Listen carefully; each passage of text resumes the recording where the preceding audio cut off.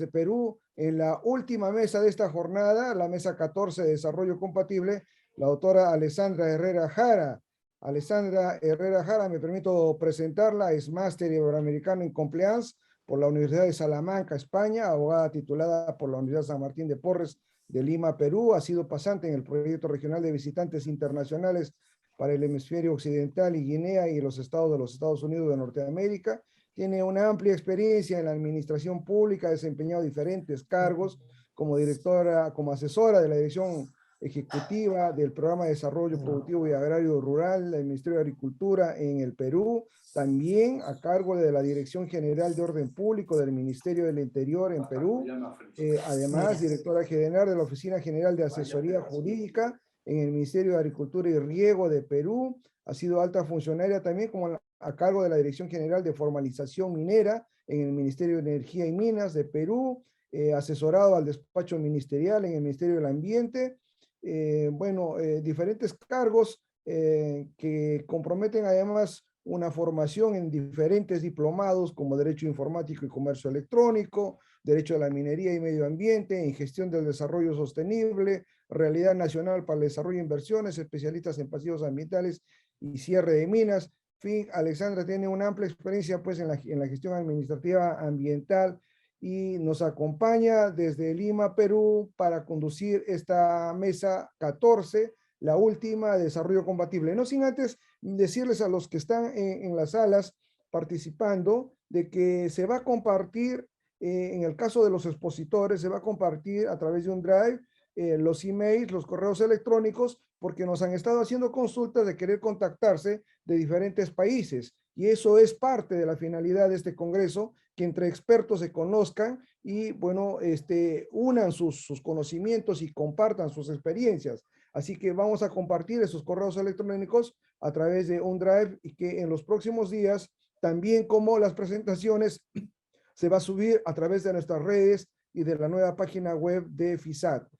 Alexandra, muy buenas tardes. Acá todavía en Perú estamos en la tarde. Adelante, Alexandra, bajo la conducción de la mesa 14 tuya. Muchas gracias, Antonio. Muchas gracias. Buenas tardes, buenas noches. Nos encontramos muy contentos y satisfechos de este programa de 3 días en donde hemos desarrollado 14 mesas tratando de diferentes temas completamente articulados hacia el desarrollo sostenible en diversos ámbitos. Sin más, vamos a tratar de puntualizar. Hemos coordinado con todos los ponentes para tratar de ser lo más puntuales posible respetando los tiempos de nuestros compañeros. En ese sentido, vamos a ver el tema de aprovechamiento sustentable de los matorrales para la obtención de energía eléctrica a cargo de Paloma Rocío Escudero de España. Paloma, gracias. Muchas gracias a ti, Alexandra. Primero de todo, me gustaría saber qué tiempo tengo para no excederme. 10 minutos, por favor, Paloma. Perfecto. Pues comparto pantalla.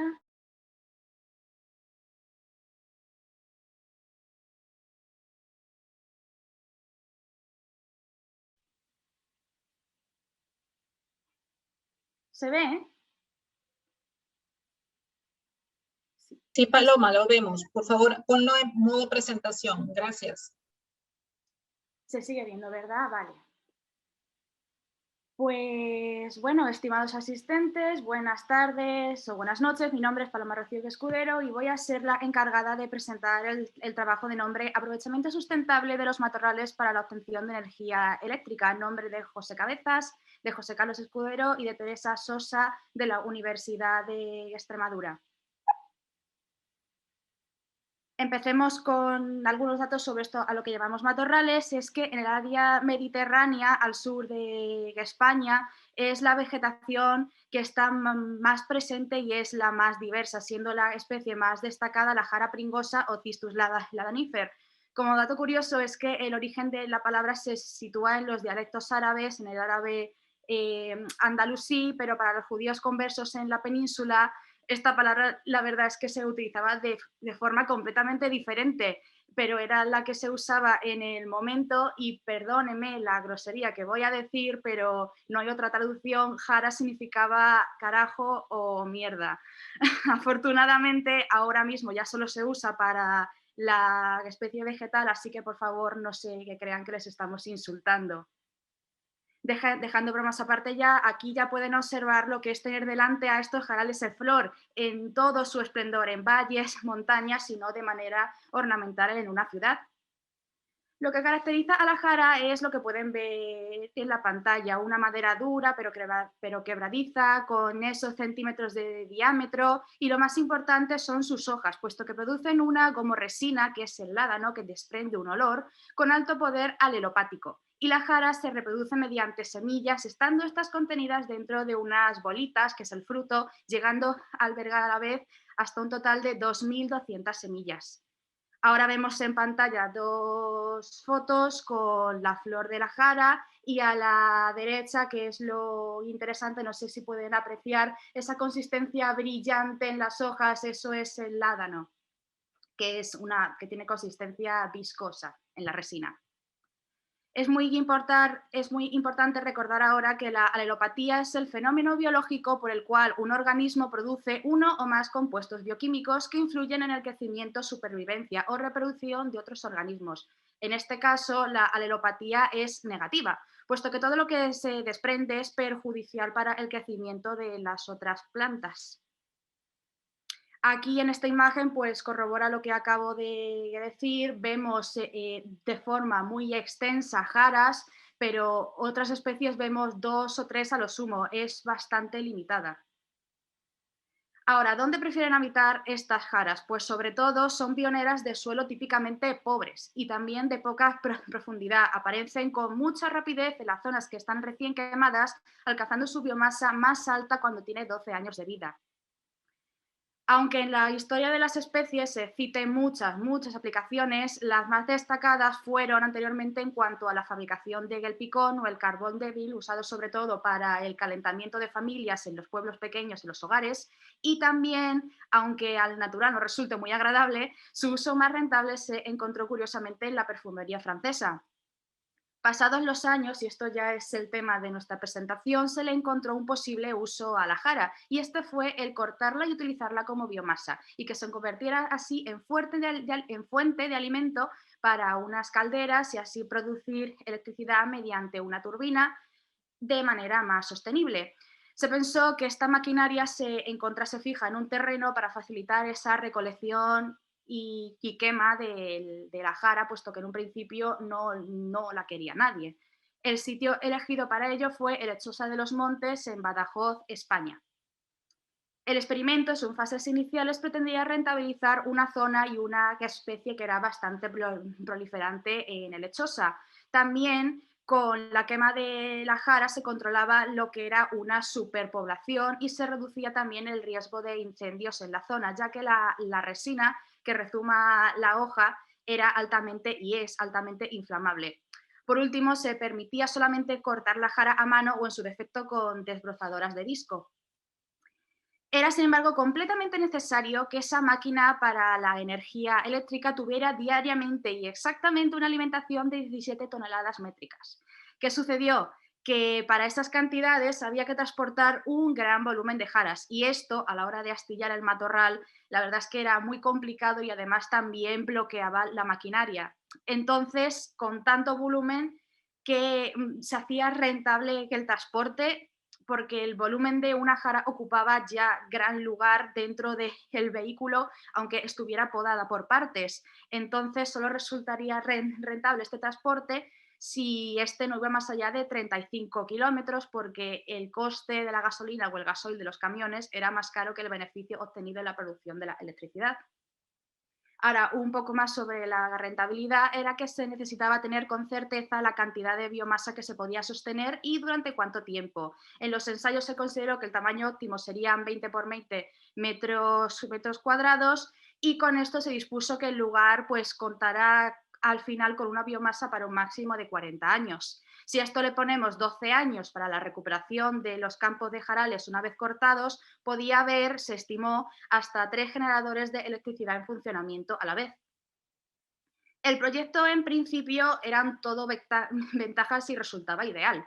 no necesitaba ser un proyecto que buscara ganar dinero, sino abaratar los costes de la luz, cosa que en principio sí conseguía, puesto que lo hacía hasta un 34% menos reflejado en la factura, y así el Ayuntamiento de Lechosa también se beneficiaba de este proyecto, puesto que no solo era propietario de esos jarales, sino que también era propietario de la maquinaria de producción, con tal solo lo que las empresas tenían que hacer para explotar esto era venir y ya tenían todo puesto, suelo, maquinaria, y también se dinamizaba así la zona con un prospecto siendo, la verdad es que bastante atractor para los vecinos. Sobre los impactos en la zona se preveía lo siguiente: talar a mano o con desbrozadora de disco, como hemos dicho antes, solamente. Tras esto, en los claros restantes ya se podía ver el crecimiento de otras especies vegetales por la ausencia de esta alelopatía que hemos hablado antes. También se preveía más diversidad animal porque se iba despejando la zona, y por supuesto con estos 12 años otra vez se volvía al ciclo inicial, al estado inicial de crecimiento de la jara y explotación para la producción de electricidad. Pero ahora bien, como a veces suele pasar, lo que en un principio era un proyecto muy bien diseñado y viable, pronto se subió al tren de la ambición. Y así, al intentar implementar mejoras en el proceso, se consiguió, la verdad es que pues, el efecto contrario. Al arrastrar ahora con una nueva maquinaria sobre el suelo, pues se obtenía más de lo que se necesitaba y por tanto se impactaba más sobre el paisaje, se impactaba más de lo previsto y más de lo debido. Ejemplo de algunos cambios son estas enumeraciones que hay en pantalla.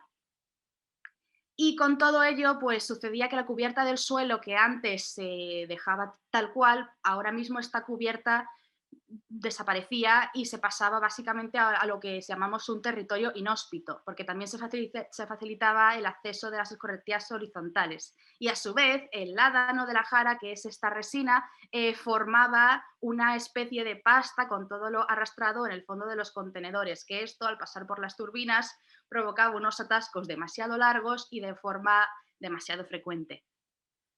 El estado final del lugar, tras el paso de estos tractores, como hemos dicho, era inhóspito. El resultado ahora es que estos 12 años previstos inicialmente para la recuperación del campo ya no iban a ser 12 años, ya no era un proyecto con miras reales, ahora sería mucho más. Había que preocuparse del crecimiento de los matorrales, había que preocuparse también de la siembra de los mismos, había que preocuparse de la reimplantación de las especies vegetales que se habían arrastrado indebidamente, había que ver la recuperación del hábitat de los animales que había en la zona, había que poblar otra vez de fauna el lugar porque estas especies animales habían sido espantadas durante el proceso. En definitiva, toda una serie de impactos ambientales que en un principio no fueron previstos y que a la hora de querer rentabilizar y organizar más una experiencia en principio bastante buena, esta inevitablemente se les fue de las manos.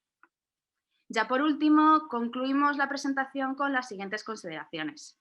El proceso es claramente rentable, es una idea viable, pero solamente sus términos iniciales, siguiendo las directrices establecidas en un principio, y además los impactos en la zona por segundo se pueden mantener a mínimos, ya que explotar unos jarales se puede y se acepta como si de un cultivo se tratase, o en su defecto se puede ver también como una explotación forestal controlada, pero evidentemente siempre sostenible. Respecto a los impactos ambientales que ocasionan, su amortiguación y su rentabilización, para no robarles más tiempo, lo vamos a reflejar ya en la publicación escrita. Así que esto ha sido todo por nuestra parte o por mi parte. Esperemos que hayan disfrutado y muchas gracias. Muchísimas gracias por cumplir con el tiempo y mil disculpas por ajustarlo tanto, por hacerlo tan acotado, Paloma, pero realmente ha sido muy didáctico, súper claro. Nos has trasladado muy rápido, nos has podido explicar mucho tema, en particular, qué importante como cuando uno evalúa un tema con una sustentabilidad en particular, a veces nos escapa de las manos por la rentabilidad, lamentablemente, o la ambición, generalmente, y no genera el beneficio que uno en su momento planificó. Muchísimas gracias, Paloma, por todos sus aportes. Por favor, quédate conectada. Bien, vamos a pasar, por favor, al tema, la gestión de los recursos SEU. en la ODS el caso de Gran Córdoba de República Argentina. Para eso tenemos a Silvana Andea Sattler. Bienvenida. Gracias, Silvana. Muchas gracias, buenas tardes. Bueno, paso a compartir, así no los detengo con esto.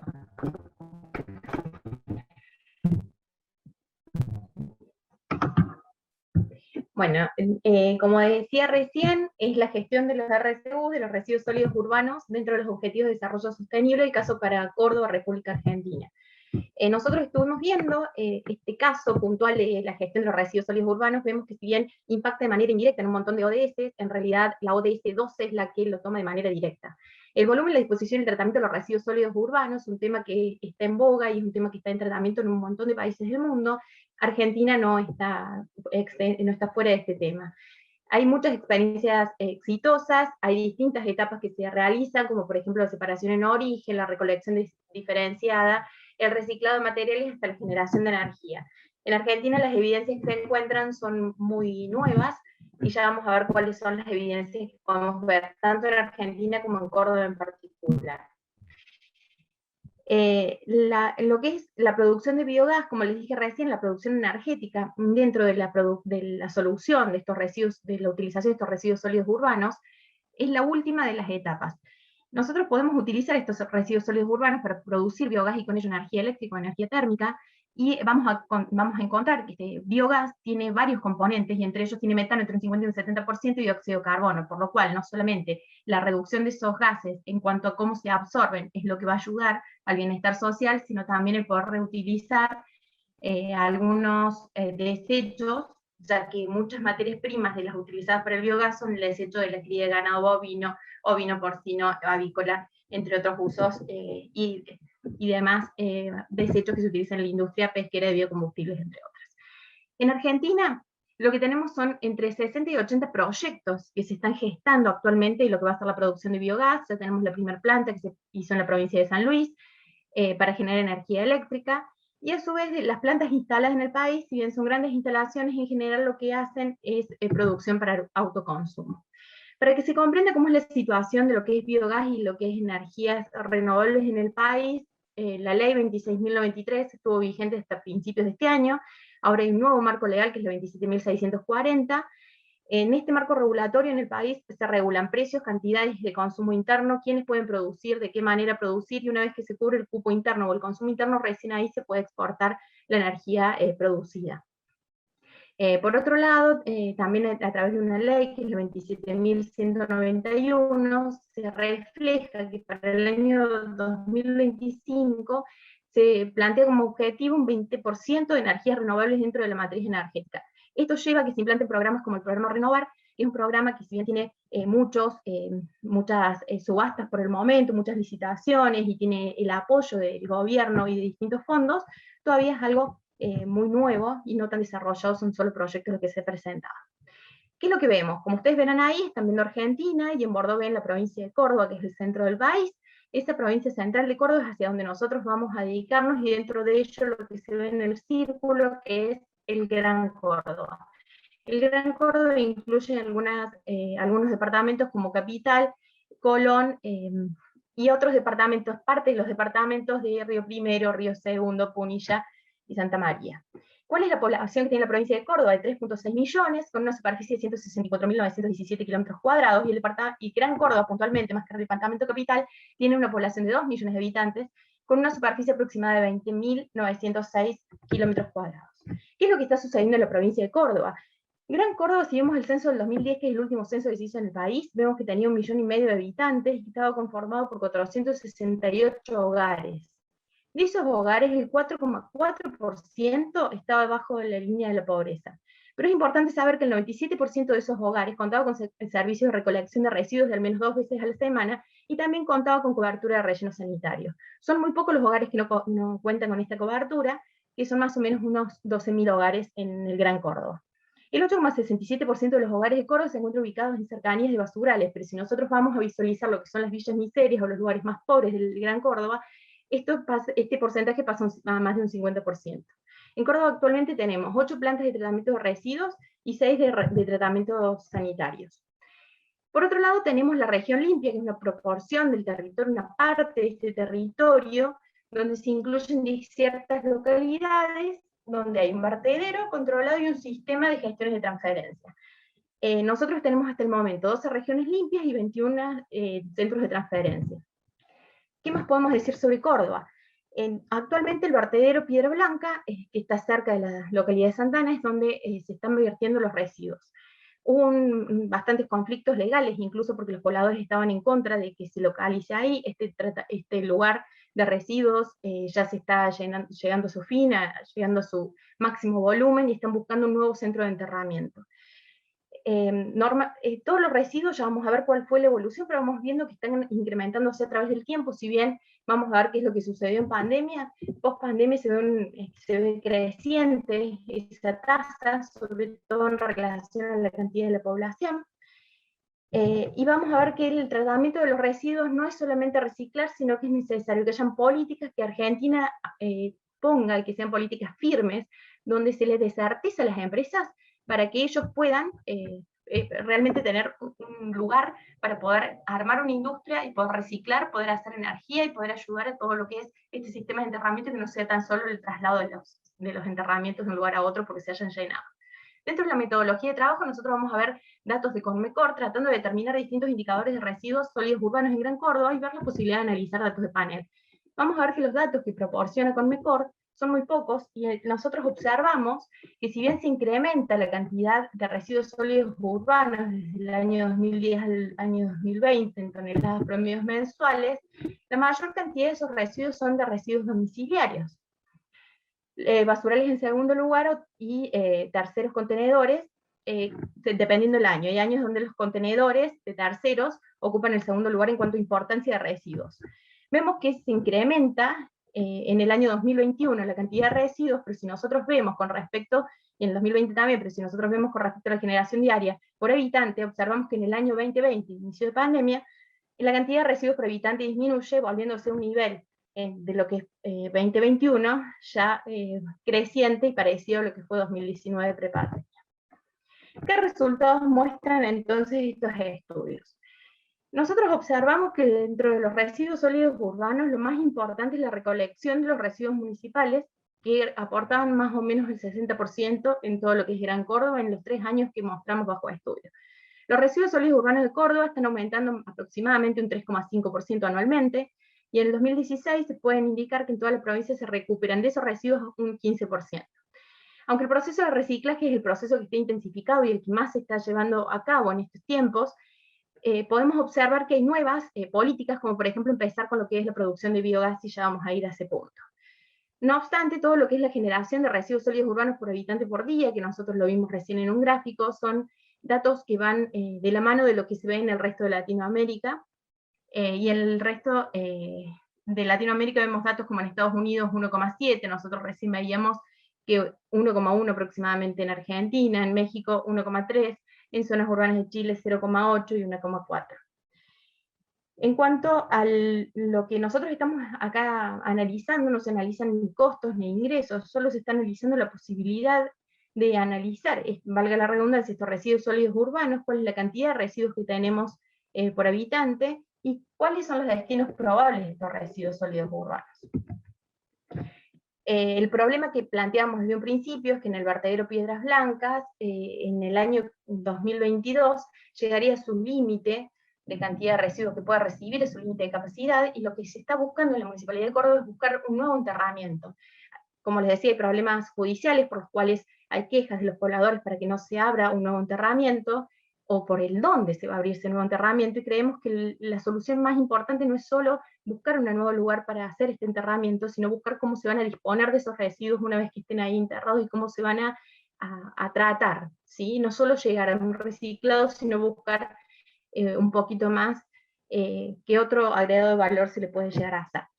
Por eso encontramos como posibilidad el tratamiento a través de lo que va a ser biogás, la producción de biogás, que si bien es muy caro lo que es el traslado, los fletes, por lo menos acá en Argentina es un costo bastante elevado, para armar una planta de biogás tiene que ser cerca de los centros donde se encuentran los residuos sólidos urbanos, y no hay políticas claras en cuanto a la política energética como para que ayude a que realmente la producción de biogás sea una de las factibilidades. Si la política junto a las instituciones logran armar una situación de mercado que permite instalar con reglas claras de sinceramiento de tarifas y de producción en lo que es energía eléctrica, creemos que esa es una muy buena salida. Bueno, muchísimas gracias, y acá presento al resto del plantel: Inés Asís, que es la directora del proyecto, y Enrique Castro, que es otro compañero dentro de la investigación. Muchas gracias. Muchas gracias, Silvana. Has sido bastante clara y nos has dado un paneo general de un problema que tenemos, creo yo, que no solo en Latinoamérica, sino en todos nuestros países. Muchísimas gracias. Vamos a dar nuevamente el acceso, por favor, a Paloma Rocío Escudero de España para el tema de estrategia de sostenimiento de parte de la biodiversidad frente al avance tecnológico. Muchas gracias. Muchas gracias, Alexandra. Voy a intentar no prodigarme demasiado. Comparto pantalla.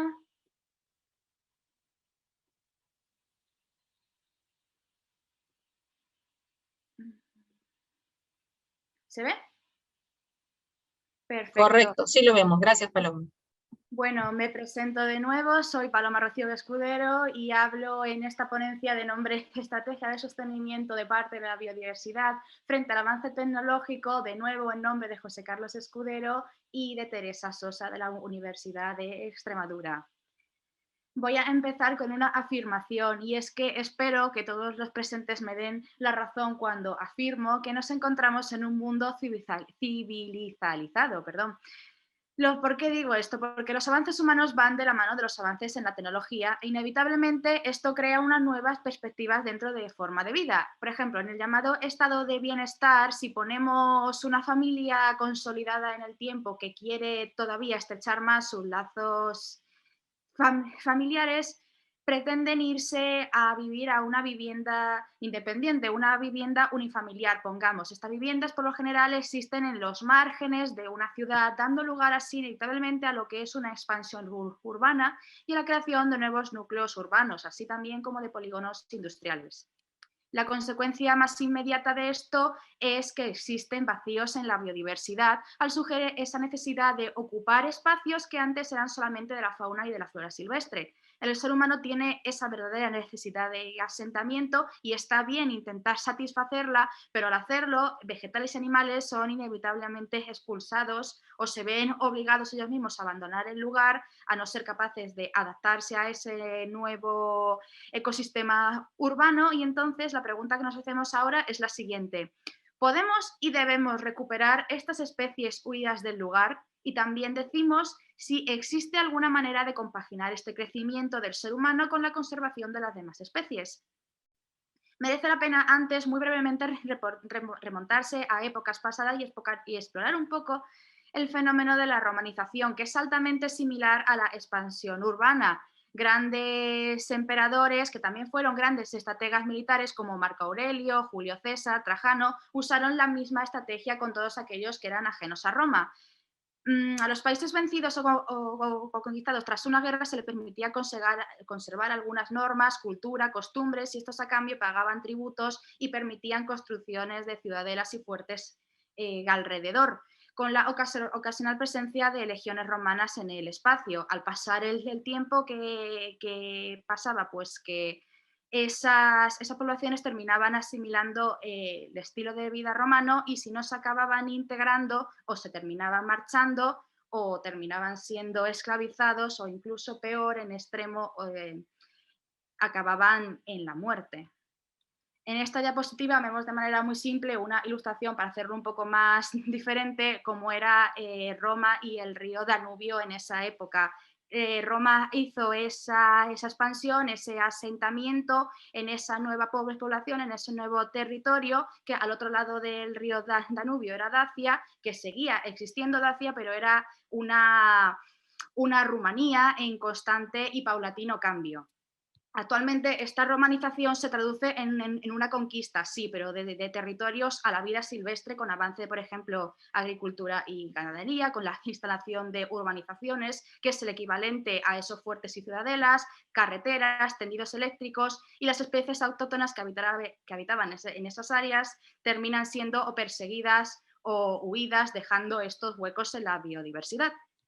En esta diapositiva, otra vez, una ilustración, tenemos un ejemplo de esta conquista a la diversidad, y este es un ejemplo de los que vamos a hablar ahora. Tenemos Badajoz, tenemos Portugal, tenemos unas urbanizaciones que fueron construidas en donde hace 30 años no había absolutamente nada, y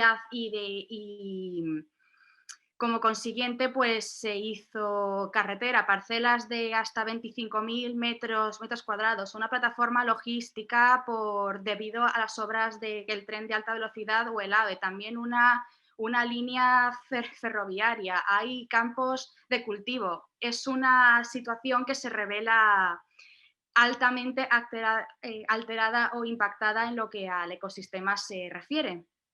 ¿Qué se propone a continuación? El poder ver si es posible recuperar parte de estas especies que antes ocupaban la zona. Para ello recurrimos al boceto de antes, pero ahora de forma tangible. Nos centramos solamente en la orilla derecha de la ciudad de Badajoz, en Extremadura, España, con el siguiente seguimiento que ven en pantalla.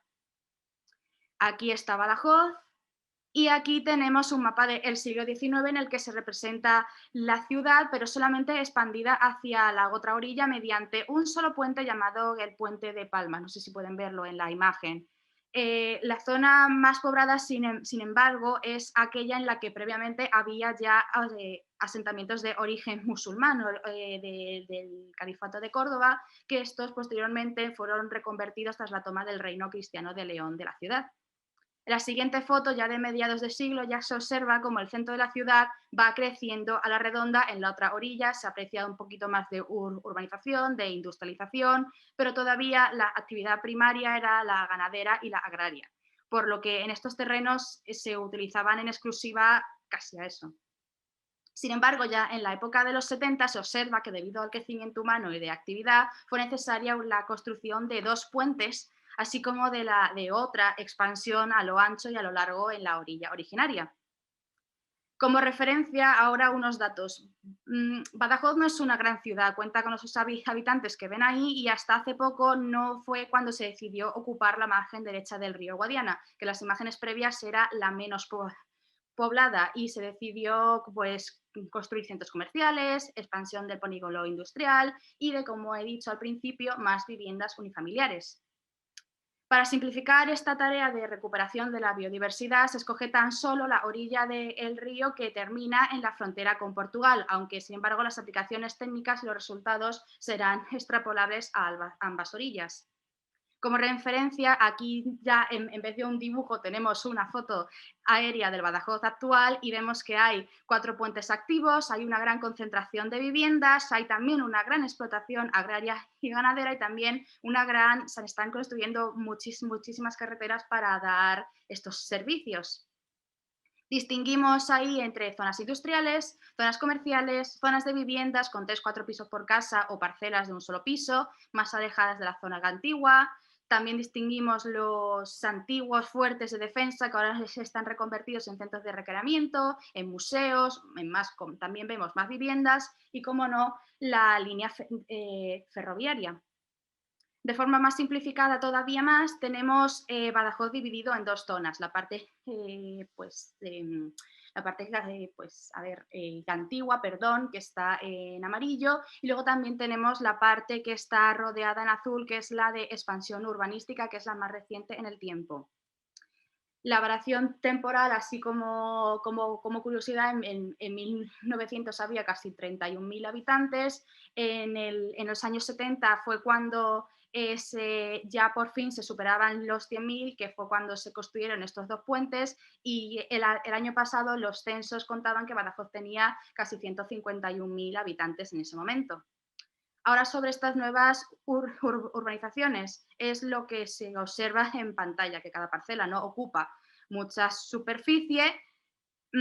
Hay también poca superficie comunal, sin embargo, con la consecuencia que con una total remodelación del paisaje se impacta toda la superficie de la urbanización, y esto se traduce en un terreno hostil para la fauna y la flora.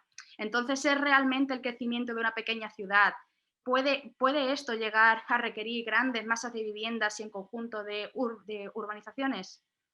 Realmente aquí otra vez vemos que cada propiedad no dispone de mucho suelo. La densidad de personas es muy alta y también por ello la de núcleos familiares. Vemos ahí en la foto que hay parcelas vacías, pero estos solares vacíos no se han dejado sin más, sino que se practicaban actividades de mantenimiento, por lo tanto aquí tampoco había fauna o flora silvestre creciendo a sus anchas. Y allá, alejados de las ciudades, pues como los fuertes y las torres romanas, hay las naves industriales y las plataformas de servicios entre terrenos labrados. Y aquí también tenemos las urbanizaciones que están alejadas de Badajoz, aquí ya de forma más visual, con los metros cuadrados por parcela, entre campos cultivados. Los terrenos intermedios se labran, se humanizan o se romanizan y dejan de ser silvestres, prisionando en ellos también además la caza, pero tan solo caza de tipo recreativo o deportivo, no para sustento. Con todo ello, ¿cuál es la solución para volver a tener biodiversidad o al menos un equilibrio entre esta y avances tecnológicos? Lo que se saca en claro es que lo que no es solución es la vuelta atrás.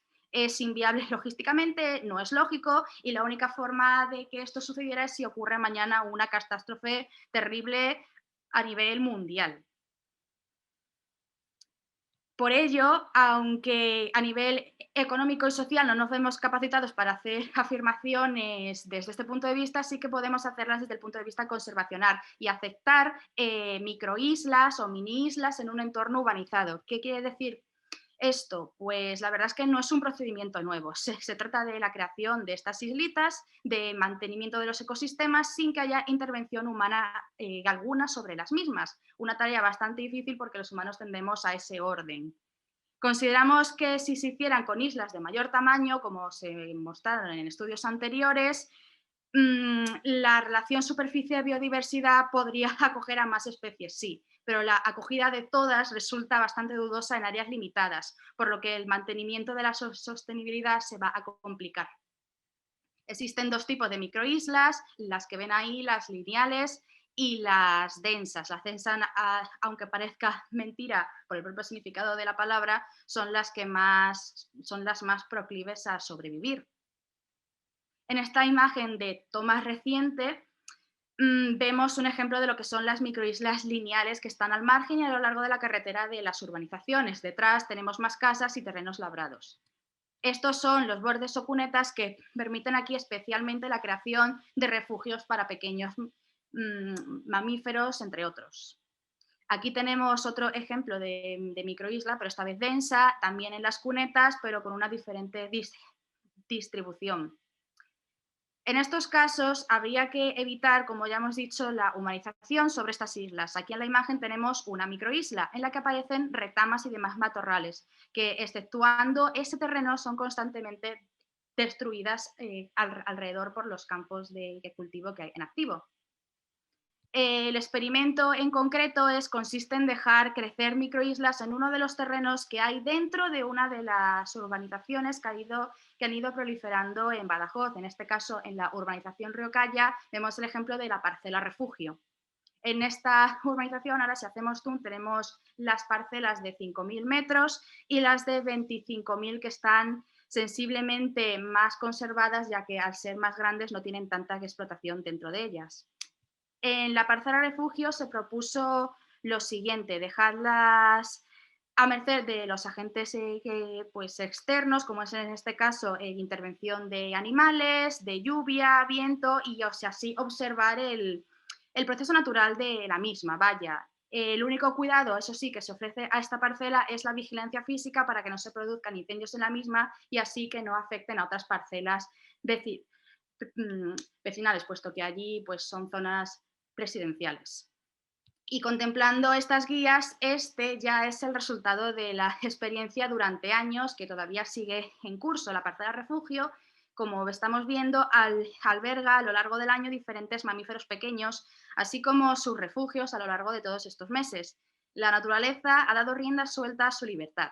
Y ahora, dentro de esta urbanización sumamente humanizada de más de un centenar de viviendas. Este pequeño zona, este pequeño enclave cuenta con una inusual presencia de, por ejemplo, liebres, conejos, aves accidentales o de paso en su migración, reptiles, erizos de campo que están en protección y en extinción también, así como pues gran variedad de flora, entre las que se encuentran encinas, alcornoques, pinos, las jaras de las que he hablado antes y distintos matorrales. Y ya por fin, no les aburro más, espero que no haberme extendido mucho en el tiempo, si lo he hecho lo siento de todo corazón y muchas gracias por su atención. Paloma, muchísimas gracias a ti, ha sido muy claro y didáctico y considero que es un aporte interesante para que podamos manejarlo eso en todas nuestras líneas. Sí, creo que vale. Tenemos ahora la presencia de México. Vamos a hablar sobre la Procuraduría Federal de Protección al Ambiente en el procedimiento judicial de responsabilidad ambiental a cargo de Angelina Valenzuela. Gracias, Angelina, bienvenida. Muchas gracias. Voy a compartir unas diapositivas. Creo que ya se pueden ver. Gracias. Pues buenas tardes, buenas noches del otro lado del mundo. Como siempre, en este congreso que se celebra cada año, agradezco a FISAT, especialmente al doctor Julián Mora y al doctor Antonio Fernández, por supuesto a todo el equipo que hace posible que nos estemos reuniendo aquí y aprendamos unos de otros, compartamos ideas, etcétera. Efectivamente, el tema del que voy a hablar el día de hoy es la Procuraduría Federal de Protección al Ambiente en el procedimiento judicial de responsabilidad ambiental, lo que sucede en México. Y esto sé que suena muy jurídico, sí, yo soy abogada y esta es una investigación jurídica, pero trataré de utilizar términos muy sencillos para todos poder entender lo que pretendo exponer. La Procuraduría Federal de Protección al Ambiente es conocida como la Profepa y es un órgano desconcentrado de la Secretaría de Medio Ambiente y Recursos Naturales de México. Es decir, es un órgano desconcentrado del Ministerio Ambiental Federal que tenemos en mi país. La Profepa se encarga de vigilar el cumplimiento de la normatividad ambiental. Esa es su principal función. Y si queremos saber de qué se trata este procedimiento que menciono aquí, pues es justo lo que voy a explicar. Nosotros en México, a partir del año 2013, tenemos la Ley Federal de Responsabilidad Ambiental, la cual ha sido muy criticada, pero también tiene algunos aciertos. Y una de las cuestiones que introduce esta ley es una nueva vía para defendernos cuando sucede un daño al medio ambiente. Tenemos muchas vías. De hecho, aquí yo solo estoy mencionando algunos ejemplos, pero con esta ley se introduce un juicio que es propiamente ambiental. ¿A qué me refiero con eso? Pues que a este juicio que le llamó el legislador, así le puso de título, Procedimiento Judicial de Responsabilidad Ambiental, pero que lo conocemos también como juicio ambiental o vía ambiental, esta es útil porque a través de este juicio podemos reparar el daño al medio ambiente. O sea, ese es el objetivo principal. No el daño que sufrieron las personas, no otras cuestiones, sino que el objetivo es, si el río está contaminado, pues que ya no esté. Al decir reparar, estoy hablando en sentido amplio, es decir, puede haber una rehabilitación, devolver las cosas al estado base, al estado que tenían antes del daño, o una compensación análoga, talé un árbol y siembro 5, o una indemnización en dinero ya como último recurso. Aclaro que el demandante no tiene la opción de elegir, sino que el juez siempre debe procurar que, si es posible, se rehabilite el medio ambiente, esto pues cuando dicte su sentencia. Habiendo hecho esta introducción, les menciono que voy a hablar de estos dos subtemas y terminaré con unas reflexiones finales. Si queremos saber el primer subtema, ¿qué hace la Profepa en este juicio ambiental? Bueno, pues tiene diferentes funciones. Algunas son a requerimiento del juez y otra es de motu proprio. Las primeras, a requerimiento del juez, puede imponer medidas preventivas y correctivas, investigar y allegar elementos de prueba, auxiliar al juez en la ejecución de las sentencias.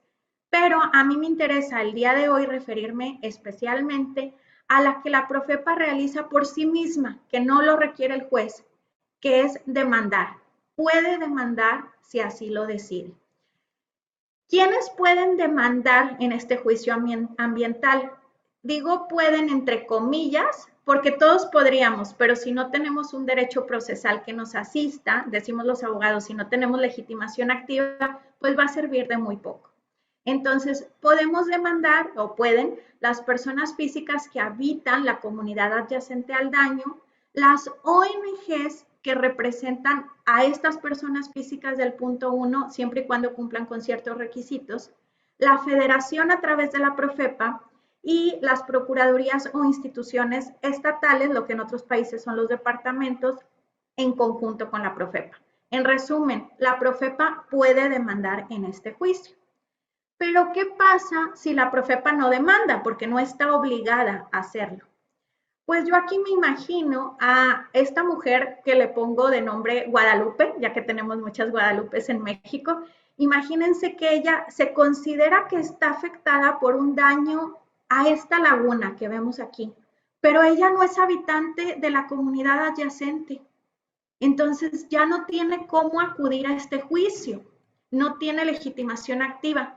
Tiene una opción que es denunciar, es una denuncia administrativa, denunciar a la Profepa, que prácticamente es avisarle que hay un daño en esta laguna. Eso lo puede hacer cualquier persona con fundamento en la Ley General del Equilibrio Ecológico y Protección al Ambiente, pero eso no significa que la Profepa tenga que demandar. O sea, la Profepa se entera, puede hacer una inspección, puede aplicar sanciones administrativas, pero no hay como Guadalupe obligue a la Profepa a que demande en este nuevo juicio que tenemos en México.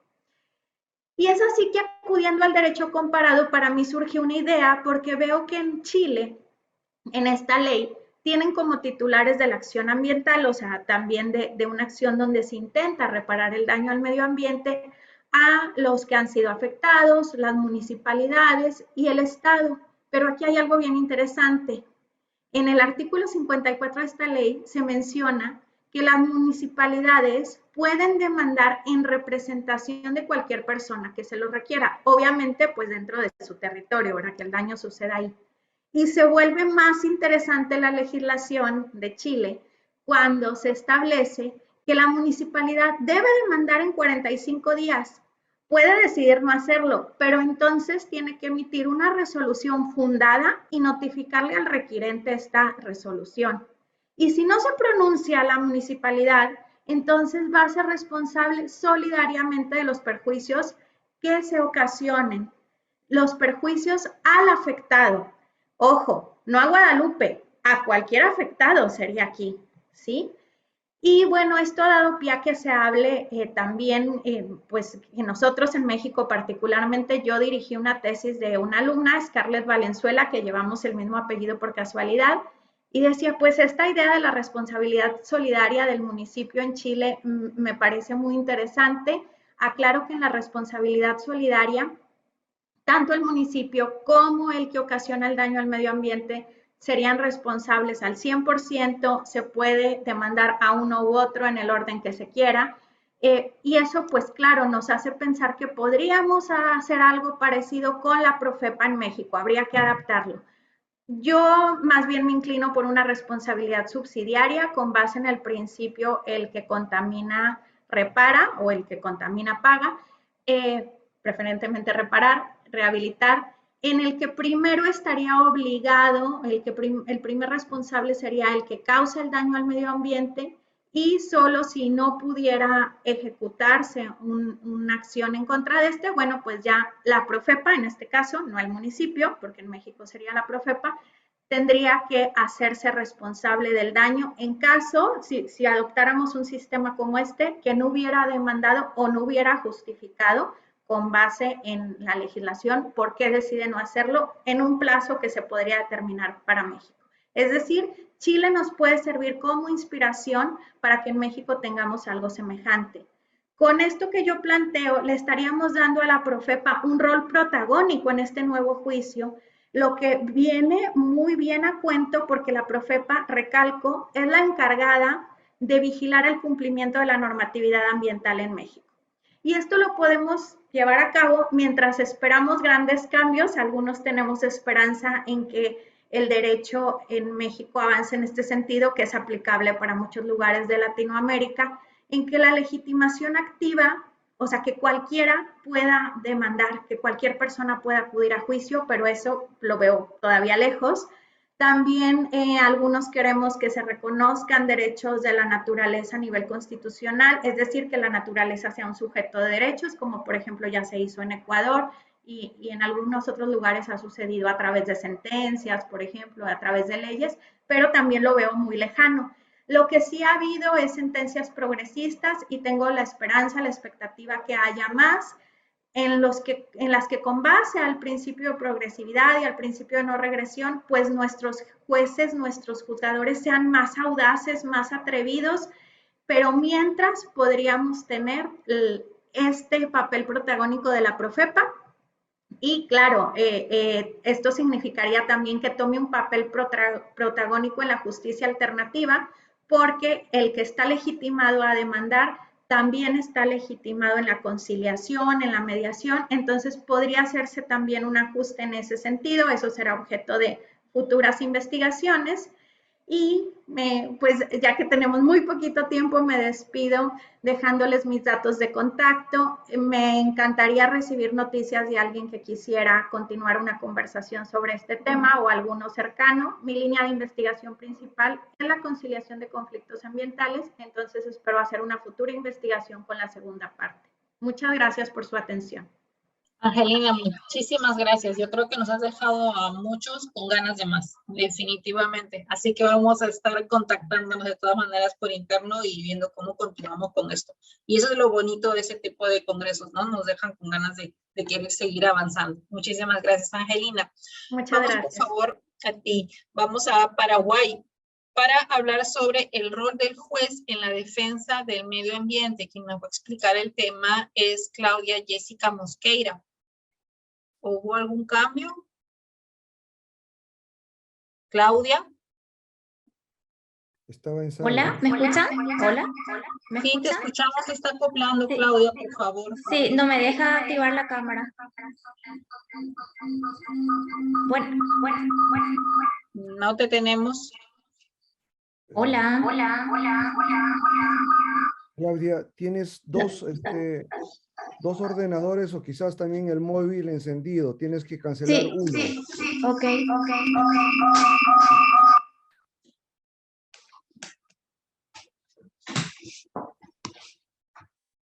A ver, intenta por favor ahora, Claudia, conectarte, compartir tu pantalla. En todo caso, envíanos la presentación y nosotros la presentamos para poder escucharte y ayudarte. Sí, ¿me escuchan? ¿No me dejan habilitarme el video? Sí, te escuchamos. Sí. ¿Nos pasas la presentación, por favor? Sí, ya le he pasado. Ok. Bueno, si quieres, si te parece, puedes iniciar a capela, dale. Nosotros te vamos escuchando. Ok. Gracias. Bueno, muy buenas tardes. Mis agradecimientos para el doctor Julián Mora, también para el doctor Antonio Jerry, por dejarme participar en este evento tan importante. Pues voy a compartir con ustedes la ponencia denominada El rol del juez penal en la defensa del medio ambiente en el Paraguay, considerando mi rol como juez penal de garantías en la República del Paraguay. Bueno, en primer lugar tenemos ¿cuál es el rol del juez penal en la defensa del medio ambiente? El juez debe garantizar el acceso a la justicia ambiental en un Estado social y democrático de derecho. El acceso a la justicia ambiental abarca un conjunto de instrumentos jurídicos nacionales e internacionales que permiten la efectividad de los derechos. El acceso a la justicia ambiental es considerado como un derecho humano fundamental en el sistema jurídico paraguayo. El juez penal de garantías debe dirigir la etapa preparatoria en los hechos punibles contra el medio ambiente. Los elementos normativos en la Constitución paraguaya para la determinación del derecho de acceso a la justicia penal ambiental. ¿Cuáles son el marco jurídico constitucional tenemos el derecho a gozar de un ambiente saludable, la protección ambiental, el derecho de acceso a la información ambiental, el derecho a la defensa de los intereses difusos, el derecho al acceso a la justicia, que establece expresamente que el Estado garantizará a todos los habitantes de la República la igualdad para el acceso a la justicia. Ahora bien, el acceso a la justicia penal ambiental y los tribunales judiciales en el Paraguay. La Constitución encarga la protección del ambiente, en primer lugar, al Estado paraguayo, es decir, a los poderes públicos, quienes tienen bajo su potestad las funciones administrativas, legislativas y judiciales. La justiciabilidad de los derechos ambientales en Paraguay no tiene una jurisdicción especializada. Las causas ambientales las conocen los jueces y tribunales del país, dependiendo de la característica de la entidad pública o particular de donde proceda la amenaza y del tipo de responsabilidad que se pretenda derivar del daño. Paraguay no cuenta con tribunales especializados en materia ambiental, pero los juzgados penales de garantía poseen fuero penal ambiental, los tribunales de sentencia y la Corte Suprema de Justicia son los encargados de resolver las diferentes acciones para lograr la verdadera justicia ambiental. Referente al bien jurídico protegido y la responsabilidad penal, tenemos que Klaus Ruxin nos enseña que en general los bienes jurídicos son circunstancias dadas o finalidades que son útiles para el individuo y su libre desarrollo en el marco de un sistema global estructurado sobre la base de esa concepción de los fines o para el funcionamiento del propio sistema. A partir de la Constitución Nacional del año 1992, se acogen los principios de preservación, recomposición y mejoramiento del ambiente. Se establece la penalización ambiental en el último párrafo del artículo 8º, que establece el delito ecológico será definido y sancionado por la ley. De este modo, al cumplir el mandato constitucional, se hace efectivo la penalización ambiental en el Paraguay y el Congreso sancionó así la Ley Especial número 716, que sanciona los delitos contra el medio ambiente, es decir, que es la primera en cumplir con la prescripción constitucional. En su artículo 1 señala, esta ley protege el medio ambiente y la calidad de vida humana. La concepción sobre el ambiente. La concepción sobre el ambiente en la legislación paraguaya es moderadamente antropocéntrico, puesto que se armoniza la protección del ambiente con el derecho de las personas a vivir en un ambiente saludable y ecológicamente equilibrado. La Ley Penal Especial, que sanciona los delitos contra el medio ambiente, la ley número 716, armoniza esta protección cuando reza en su artículo 1, esta ley protege el medio ambiente y la calidad de vida humana contra quienes ordenen, ejecuten o en razón de sus atribuciones permitan o autoricen actividades atentatorias contra el equilibrio del ecosistema y la sustentabilidad de los recursos naturales y la calidad de vida humana. El Código Penal paraguayo tipifica y sanciona las conductas ilícitas que vulneran el ambiente y se sancionan las conductas en atención al objeto medioambiental cuando afecten las aguas, el aire, el suelo, las reservas naturales y, por otro lado, las conductas de tratamiento ilícito de sustancias peligrosas. La Fiscalía de Medio Ambiente es quien está obligada a ejercer la acción penal pública y a realizar la investigación de los hechos que revisten las características de un delito o de un crimen ambiental, de oficio o que lleguen a su conocimiento por medio de denuncia o cualquier otro medio. En cuanto a la competencia para juzgar los delitos ambientales, le corresponde exclusivamente a la jurisdicción penal ordinaria. En materia penal ambiental, la responsabilidad penal es aquella que surge como consecuencia de la realización de una conducta definida como hecho punible. Y como conclusión, tenemos que el derecho a gozar de un ambiente saludable es un derecho humano fundamental por cuanto del sistema jurídico paraguayo y de una interpretación sistemática de la Constitución se puede inferir la importancia de lo que le dio el constituyente a la relación de la sociedad con la naturaleza y a la existencia de unos derechos ambientales dignos de ser reconocidos y protegidos por la Carta Magna. En el sistema jurídico paraguayo existen las condiciones necesarias de validez para el derecho de acceso a la justicia ambiental. En tanto existe no solo la institucionalidad ambiental y judicial, sino los instrumentos a favor de las personas para intervenir ante los jueces y la administración pública en busca de una solución al conflicto ambiental. No obstante, la falta de tribunales ambientales especializados para la resolución de los conflictos ambientales se convierte aún en un obstáculo para el acceso a la justicia ambiental, por cuanto la falta de especialización no favorece el avance de criterios de interpretación coherente y consistente sobre los diferentes temas y problemas que se presentan al momento de resolver los conflictos ambientales en las instancias judiciales. Por último, no cabe duda que la especialización ambiental constituye la mejor vía para la eficiencia y los beneficios de la calidad de vida. Espero que les haya gustado la ponencia, una ponencia corta, pero lo que hace a lo que es la función del juez penal en el Paraguay. Muchas gracias. Ha sido muy amable y nos ha dejado cosas bastante claras. Y dime, una consulta muy puntual. Dentro de Paraguay, ¿cuáles consideras tú que son los mayores problemas y retos que tienes ahora a la fecha como juez ambiental en este 2021 a través de toda la problemática que se ha generado? Sí, los problemas ambientales específicos tal cual he escrito en el que se ha publicado en el recientemente libro por la Thomson Reuters, es que acá en Paraguay no tenemos en demasía... ¿Hola? Sí, sí, te ¿Me escuchamos. escuchas? Sí, que no tenemos en primer lugar una jurisdicción especializada en materia ambiental. En segundo, los marcos penales son muy pocos, no son elevados. En cuanto a la minería ilegal, tampoco se sanciona cuando son fuera de las áreas silvestres protegidas. Es un problema aquí en el departamento del Guairá, donde yo soy juez. Estoy en el área de Paso Yobay, donde la explotación minera es enorme, y eso es una materia pendiente para la reforma acá del Código Penal paraguayo. Súper interesante. Muchísimas gracias, Claudia. Bueno, en líneas generales hemos desarrollado, como les comentaba al inicio, 14 mesas bastante complejas en donde hemos hablado sobre digitalización y desarrollo sostenible, donde hemos comentado el claro uso de las TICs en diferentes ámbitos, tan extremos como para el seguimiento y monitoreo de la medicación de pacientes que se encuentran en poblados lejanos a las ciudades, utilizando las farmacias, a las boticas de la comunidad. Hola. Creo que... perdón, gracias, Claudia. Y en esa misma línea también vimos los avances que se habían hecho en agricultura y ganadería. También hemos recibido una cátedra importante sobre turismo y sostenibilidad, compartiendo ejemplos claros en el caso de México y Portugal. En el caso del Perú, nosotros desarrollamos el turismo rural comunitario, y está basado más que nada en un encuentro de culturas, compartiendo el estilo de vida del poblador, generando una experiencia de intercambio y aprendizaje cultural, y sobre todo una experiencia de abstracción de la vida cotidiana del visitante, lo cual considero que siempre es necesario. Hemos tenido una mesa realmente intensa, escuchando temas de ganadería y sostenibilidad, ya que se habla muchísimo sobre el tema. Sin embargo, se detalló el increíble avance en identificación y el sustento de la necesidad de utilizar un manejo correcto del suelo, con un tipo de alimentación, permanencia del ganado a través de la rotación. Se incluyó el tema del pastoreo trashumante y la necesidad que permanezca y se valore en el tiempo. En ese caso, en el lado peruano, es generalmente practicado en la zona norte, en la región Piura, con ganado caprino realizado por ganaderos criollos. Respecto a educación, implicancia y situación nacional e internacional a través del COVID, en el caso peruano debemos de tomar en cuenta que este año, el 11 de marzo, el Congreso aprobó la modificación de la Constitución para incorporar el derecho de acceso a Internet. No obstante, en la medida que estamos ante una reforma constitucional, aún queda realizar una segunda votación. ¿Eso qué quiere decir? Que los comentarios y participaciones que teníamos referidos a que se necesita Internet para poder tener acceso a muchos beneficios, estamos en camino.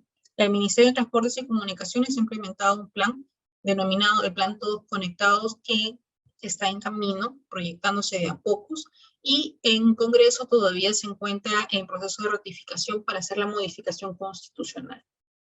También hablamos sobre gestión territorial, en donde contamos en el Perú con un marco normativo que tiene como objetivo establecer un marco general para regular el conjunto de acciones, en que las autoridades y la población desarrollen una transformación, ocupación y utilización del territorio que permita un adecuado traslape de intereses, y allí es donde se generan usualmente conflictos y debemos de aprender a manejar. En general, ¿cuáles son las tareas pendientes que considero que nos han llevado a lo largo? Tenemos que aprender a tener un manejo adecuado de los residuos sólidos urbanos, o los RSU.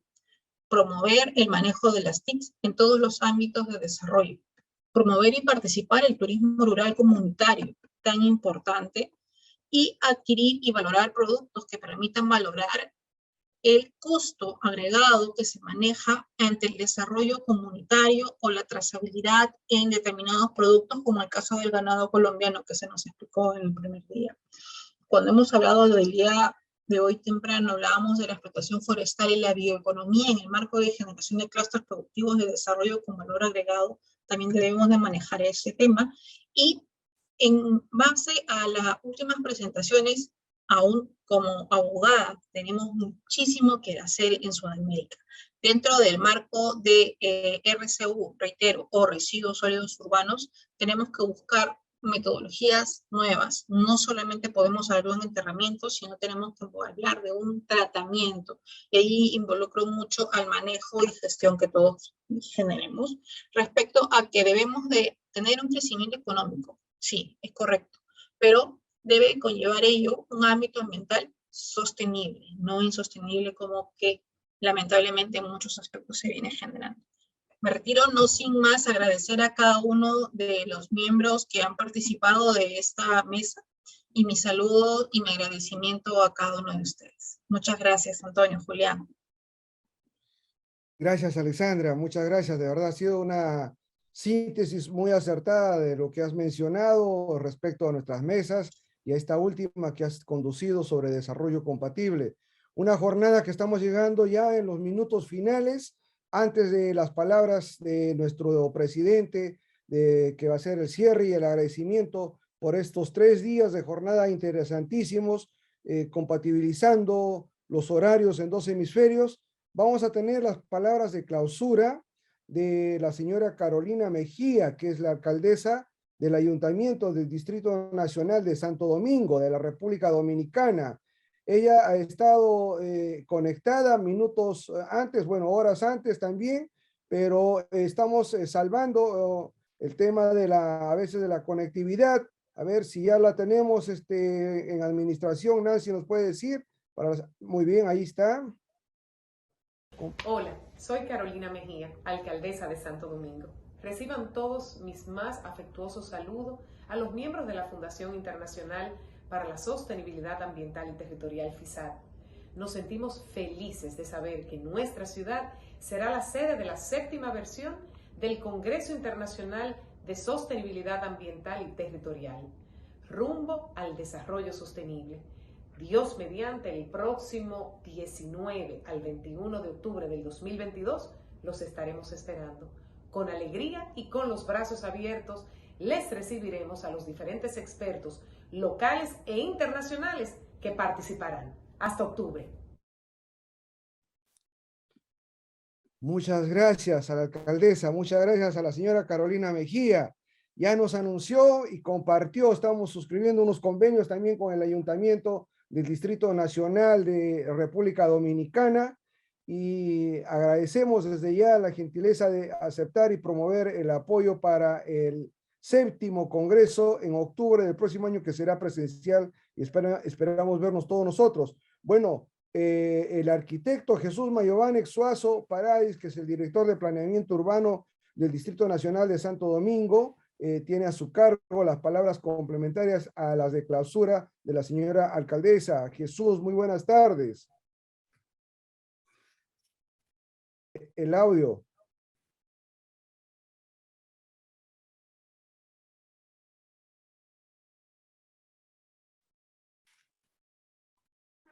El micrófono, Jesús, el micrófono. La administración. Ahora sí. Ahora sí me escuchan. Gracias. Bien, muchísimas gracias, Antonio. Gracias, Julián, de verdad, por darnos la oportunidad a la ciudad de Santo Domingo, primada de América, por este tan interesantísimo evento donde seremos sede y donde seremos anfitriones. Esperemos que sea un evento de mucha calidad. La alcaldesa está muy contenta, como lo escucharon, por esta gran noticia y por esta oportunidad de poder dar a conocer los trabajos que hemos venido haciendo tanto en Santo Domingo y lógicamente escuchar y tener la oportunidad de tener las opiniones de grandes expertos como son todos ustedes, que nos puedan ayudar a continuar lo que ha venido siendo el trabajo que hemos estado. De mi parte y de parte de la alcaldesa, sobre todo, los esperamos con los brazos abiertos, muy contentos de esperarlos a todos para bailar merengue, para comer sancocho, para comer todas las cosas típicas que tenemos acá y esa alegría que nos caracteriza a los dominicanos, emitirla a todos ustedes. De verdad, muchísimas gracias por la oportunidad de formar parte de esta gran fundación y también la oportunidad de tener este 7º Congreso, como bien lo expresó nuestra alcaldesa, el próximo octubre. Así que hasta octubre, prepárense, vayan tomando sus clases de baile de merengue, que aquí estaremos dispuestos a bailar. Muy bien, muchas gracias, Jesús, gracias. Sí, Gracias. que ya nos motivas con Berengue a estar allí bailando en Santo Domingo. De hecho que sí, porque también es un compartir, es una fraternidad, es una amistad universal, jus ambientalista que iniciamos y bueno, ahora transdisciplinaria que la tenemos en 36 países, 3 continentes, en ambos hemisferios compartiendo esta jornada. Bueno, sin más, entonces las palabras de nuestro presidente, esperadas. Julián Mora Liceda, nuestro presidente, en las palabras finales de cierre y agradecimiento. Julián, muy buenas noches en España. Muy buenas noches desde España y desde África. Muy buenas tardes a los que están siguiéndonos en América. Quedo muy satisfecho con las palabras de la alcaldesa y por supuesto con las de mi amigo Jesús. Creo que ir a República Dominicana, a Santo Domingo, va a suponer un acierto enorme para el reencuentro físico, para nuestros abrazos, para nuestros besos, porque somos ya una gran familia y desde luego esta oportunidad que nos brinda ese lindo país al que conozco y como bien conoce Jesús Mayobanés, que he sido su profesor y también de mucha gente de allá, lógicamente volver a un lugar tan paradisíaco es un motivo de satisfacción. Bueno, pues finalmente tras 3 días intensos de 8 horas diarias, sin un receso siquiera para el café, con la única idea que hemos tenido aquí de aprender todo el conocimiento vertido a través de estas 62 ponencias expuestas, que se dicen pronto, pero que no solo son los 62 expositores, sino que han sido escritas por 114 investigadores y profesionales sobre temáticas muy candentes y a las que desde FISAD, como saben, pretendemos dar respuestas desde una perspectiva holística, integral e integradora. Y por eso estamos gentes de diferentes países. No en vano, las cuestiones que preocupan a nuestras sociedades de África, de América, de Europa, han sido abordadas perfectamente por científicos, tanto sociales como economistas, como sociólogos, como juristas, como geógrafos o naturales, biólogos, ecólogos y técnicos, ingenieros y arquitectos. Por lo tanto, no solo ha habido transdisciplinaridad, sino que ha habido también una integración de 36 países con temáticas muy innovadoras como las digitalizaciones que hay que llevar a cabo, la transición ecológica o la ganadería sostenible, que de alguna manera encajan todas en los 17 objetivos del desarrollo sostenible, sin dejar por ello en FISAD de tratar los temas, digamos, más tradicionales como el ambiente, como el urbanismo, la variabilidad y el cambio climático o la propia protección ambiental. Somos conscientes que la investigación y la tecnología nos van a permitir avanzar en la prevención, en la mitigación, en la corrección, no solo de los impactos ambientales, sino también, y es muy importante, de las desigualdades sociales que a veces en las grandes políticas se olvidan. Lo que venimos defendiendo en FISAD siempre como un paso más allá de la sostenibilidad, al integrar lo social, y es lo que denominamos la compatibilidad. Compatibilidad entre conservación de los espacios naturales y el desarrollo económico de las poblaciones. Por ello, en este congreso hemos insistido, como prácticamente la conferencia última de Angelina Valenzuela, en que si quien contamina paga, quien conserva debe cobrar por los servicios ecosistémicos que presta al resto del planeta, tanto por el efecto sumidero de las emisiones de CO2 absorbidas, por los bosques de estas regiones más del sur de Europa, más desfavorecidas, como de los países ecuatoriales y tropicales de ambos continentes, el africano y el americano, que albergan especies vegetales y faunísticas y que habitan esos espacios rurales y hábitats naturales y que por lo tanto son servicios que, como digo, ecosistémicos que también suponen un elemento importante con las aportaciones de las aguas o los suelos y que ahí es donde se están produciendo los elementos básicos para la alimentación de los habitantes de las grandes urbes o de las metrópolis. No obstante, también hemos evidenciado a lo largo de este congreso que en las 3 últimas décadas, con la integración de las políticas ambientales, se han producido grandes avances en la protección de espacios, pero ahora ya, una vez conseguido eso, toca insistir en la política energética, para ir cada vez más, como dicen en Glasgow este año en la COP26 que ha terminado hace apenas 10 días, hacia una economía hipocarbónica y competitiva, por lo menos hasta llegar al 2050 en esa tendencia de reducción. Lo que se da en llamar la transición energética. Pero, ojo, que nadie está hablando de que esta transición energética debe ir acompañada de una transición que yo llamaría territorial, con la recuperación de las zonas rurales que deben tener generación de empleo y riqueza para garantizar lo que aquí consideramos ahora prioritario, la fijación de la población en los grandes espacios vaciados de Europa, entre ellos España es uno de los países más preeminentes y que contienen un importantísimo patrimonio cultural y natural, necesitando en muchos lugares, paradójicamente, de los asentamientos humanos para seguir conservándose los paisajes como tal, así como en otros países donde también existen incluso grupos étnicos arraigados y que deben preservarse porque son garantes de un paisaje que ellos mismos modelan y enriquecen en su biodiversidad y también en lo patrimonial. Por tanto, y para ir concluyendo, nos queda la satisfacción de haber iniciado la organización de este 6º Congreso hace varios meses y haberlo concluido tal y como habíamos diseñado. Es decir, a pesar de los inconvenientes por lo que estamos atravesando, como la pandemia, hemos conseguido no solo adaptarnos, sino que ello no haya alterado nuestra programación habitual y no haya impedido que nos hayamos reencontrado, aunque sea así, a la distancia, de esta manera virtual, que no suple los cariños, no suple los abrazos, pero nos permite mantenernos en contacto.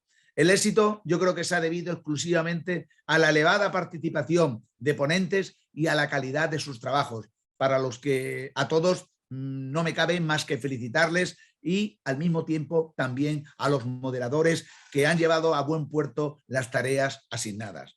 Pero obviamente no hubiera sido posible todo esto sin el trabajo invisible de quienes se han encargado de la selección científica y la evaluación de los papers, así como de toda la logística tecnológica desplegada sobre lo que se ha sustentado la conquista de la excelencia en este nuestro evento. Y por ende, yo creo que es de agradecer muy especialmente en este sentido la labor desempeñada, tanto en lo científico como en lo tecnológico, por Nancy Santibáñez, Mercedes Gutiérrez, Jacinto Garrido y Dan Fernández. Y por supuesto, a la entrega y dedicación de nuestro director ejecutivo, Antonio Fernández Geri. Y prueba de cuanto digo es que el resultado se ha plasmado, además de en las futuras publicaciones, como saben ustedes, de la Thomson Reuters, de Justicia Territorial y Ambiental o de Monfragüe Resiliente, se ha concretado en el ofrecimiento, como hemos visto en la clausura, de la señora doña Carolina Mejía, alcaldesa del Ayuntamiento del Distrito Nacional de Santo Domingo, República Dominicana, que propone su ciudad para celebrar esta vez, esperemos que así sea, físicamente el 7º Congreso de FISAC, por lo que vaya a ella nuestra gratitud por adelantado. Y en este sentido, es obligado reconocer el papel desempeñado por nuestro socio, el arquitecto Jesús Mayobanés, director general de Planeamiento Urbano del Distrito Nacional de Santo Domingo, gran profesional y mejor persona. Gracias, Jesús, por tu papel para que podamos celebrarlo en tu país. Sin más, nos despedimos emplazando a todas y todos ustedes para el 7º Congreso que se celebrará, como hemos dicho, los días 19, 20 y 21 de octubre del año 2022 en Santo Domingo. A todos un fuerte abrazo y disfruten de este momento. Muchas gracias. Si pueden abrir sus cámaras, por favor. Muchas gracias, Julián, para tomar una foto final desde administración. Sí, los que pueden abrir sus cámaras, por favor. En todas las salas van a estar tomando las fotografías. ¿Nos avisa, Nancy? Sí, esperamos unos segundos que todos puedan abrir sus cámaras, o al menos la mayoría, para poder tomar la foto. Los animamos, por favor, a abrir su cámara para tener la foto final. A ver, voy tomando. 1, 2, 3, sonrían. Una más. A ver, un segundo. Listo, muchas gracias. Gracias. Y estamos pendientes porque tenemos los cursos y eventos todavía antes de llegar al Congreso y estaremos siempre unidos. Muchas gracias a todos. Buenas noches, Europa, África. Muy buenas tardes. Gracias a todo el equipo de producción. También me sumo a los agradecimientos. Nancy, Mercedes, Jacinto, Dan, Julián. Gracias.